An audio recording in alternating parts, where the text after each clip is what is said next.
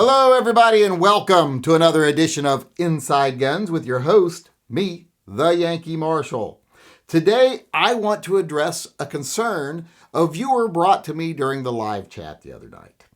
It seems they heard from some other YouTube talking heads, some gun people on YouTube, that guns that are chambered in 40 caliber, 10 millimeter, etc. wear out faster than guns that are chambered in 9 millimeter because of the higher pressures, the more abuse placed on that gun. And they didn't want to invest a lot of money in a gun that's in the 40 caliber or a 10 millimeter if it meant it's going to wear out faster. They're going to get less for their money. Not only is ammo going to be more expensive, but their gun's going to have a shorter life. And I want to take a few minutes here to reassure them that that is bunk. The idea that your gun is going to wear out faster because it's a 40 and not a 9 millimeter is garbage. For one thing, guns that are chambered in 10 millimeter and 40, etc., are built slightly different. They're built to take that pressure. The biggest difference is the springs. Because here's the thing, most guns that are made in 9 millimeter are 10 times tougher than they need to be to actually handle the 9 millimeter. They just put the proper springs in it that are lighter, etc., allows the mass to move, and they work fine, and they don't wear out really. Same things with 40s. Even if they're not built tougher, they have stronger springs in them, etc., so that mitigates the damage of the higher pressure round on any parts of the gun. And plus, like I said, in most cases, they're built to handle it. Now, does that mean you can't wear out guns? No, of course it doesn't. Guns can wear out. I've seen barrels that have been shot out. Very few, and it's usually in guns that are very old and were used really a lot. Just all the time. Like people who competed and stuff. I've seen barrels shot smooth. So it does happen. But here's the thing, you can replace a barrel. When it comes to handguns, revolvers just almost never wear out. You might have a hand that ends up needing to be readjusted or replaced, or a spring, or a hammer spring, something like that. But as far as the physical gun wearing out, it can happen, but it's incredibly rare. What I see more often in revolvers and even semi-automatic guns, which also seldom ever wear out, I mean, you still see them around from, World War II, Korea, Vietnam, all the time. So what I usually see instead of guns wearing out is catastrophic failures, which is usually because someone did no maintenance on the gun or because someone tried to shoot way too powerful of a round in the gun. Hand loading is responsible for the death of way more guns than continued shooting is or regular usage is. Because I see that often. I see people blow cylinders out of guns, blow sides out of guns, but seldom do I see a gun wear out, the actual physical structures of the gun. And the parts that do wear out, the springs, maybe little pieces for your trigger assembly, things like that, those are part of normal maintenance. And it's the same on a 9 millimeter or a 40. You're going to have to maintain the springs, maintain the small internal parts, make sure things are cleaned, make sure things are lubricated, make sure things are not cracked or showing signs of obvious wear. That's just part of maintaining a gun. But as far as the basic platform of the gun wearing out, it's not very likely to happen.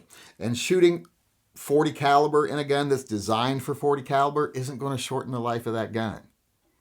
Shooting 9 millimeter in a gun that's designed for 9 millimeter isn't going to shorten the life of that gun. Now, if you took a 40 caliber and you put a 9 millimeter conversion barrel in it, you might lengthen the lifetime of that gun, but it's probably going to be lengthening it into one of your ancestors or one of your descendants' lifetime, because chances are you're not going to shoot out the gun.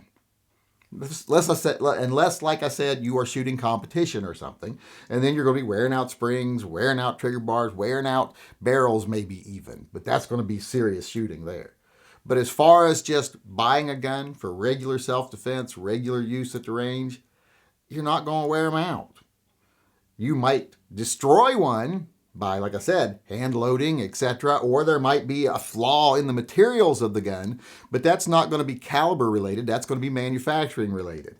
When it comes to buying a gun, buy it in whatever caliber you want. 44 Magnum revolvers are still going strong, that are 50, 60, 70 years old that I know of. So I wouldn't worry about it. I have a revolver from the 30s. It hasn't been shot, but even if it had been, chances are it'd still be around. So this worrying about, oh my God, if I get a 40, it's going to just wear the gun out. That's garbage. I don't know where people come off from that. It's not anything that they base anything on. There's no facts behind it. Let's just say that. It's just something they like to say because they like 9mm better, or they want to justify why they're backed by 9mm, or they use 9mm, or whatever. Because there's no real world examples showing that they're going to wear out faster. Because they're built to take it. Guns aren't limited so much by what caliber they can handle. You can build handguns that can handle pretty much anything. The limit on what caliber you build handguns in is more what's going to break our little flimsy monkey wrists. You can build 45-70 revolvers, 30-30 revolvers. You can build 50 AE semi-automatic pistols. Anything. You can build them in whatever calibers you want to build them in. Making the gun able to handle it isn't the problem. Making it to where we can handle it without killing ourselves, like I said, or snapping our little wrists, whatever, that's the problem. Rifles don't have much bigger receivers than most handguns do, and they're not that different, and they can handle massively powered rounds. So it's not that hard to build something in a handgun size that can handle massively powered rounds, much less handle 9mm, 40, 45, etc., because those are not massively powered. Even the 10mm, which we think of as very powerful, is still an anemic round when you compare it to powerful rounds. So building guns that can handle it, not a problem. Having people that can handle it, that's the problem. So no, you don't have to worry about your gun wearing out because it's a 40 any faster than it would if it was a 9mm. It's going to have different weight springs in it. They're still going to need to be maintained, but as far as life expectancy, going to be about the same no matter what handgun you choose.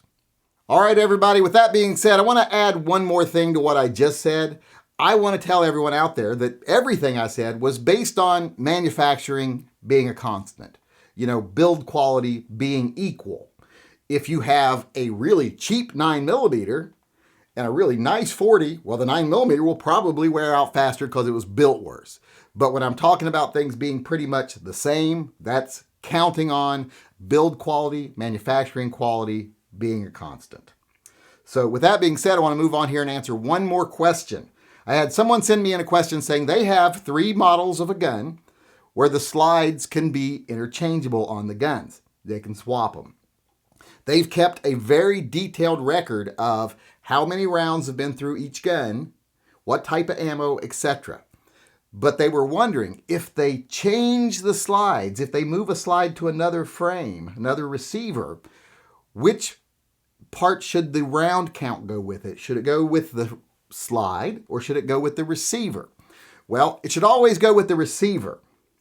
But here's the thing. If you want to really be consistent in your count and really take care of it to where you know what kind of maintenance to do, when you do swap slides, they're swappable. Don't swap the internal parts, the springs, the barrel, the guide rod. Take those out of the slide first. Put those in the other slide. Those should stay with the frame.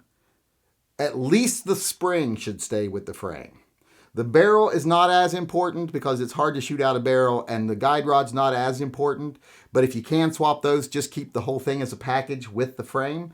The slides should go independently. Now, I'm not going to change out firing pins or anything like that. Just keep that in mind that you may have to change firing pins sometimes. Those are something you should just periodically, when you're cleaning, check them. Make sure they're in good shape. They're easy to get to. So do that on all of them. You can switch those out also when you change the slides if you really want to be a stickler. But I would just make sure to change out the barrel, the guide rod, and the spring, the main recoil spring with the receivers, the frames, and let the slides go independently. You can also change all the internals if you want to, like I said, but you don't have to. And that way, you're keeping a pretty good count on how many rounds have been through what gun. Because slides are just a big piece of steel All the things that matter most are the intricate parts of the trigger, the hammer, and the springs, like recoil springs, hammer springs, etc. So if you keep most of those things together, that's where your count really matters. All right, everybody, that's it for me today. I hope you enjoyed the show, and I hope you come back tomorrow. Until then, I just want to thank everybody for coming once again and remind everyone to always carry and stay safe until I see you again.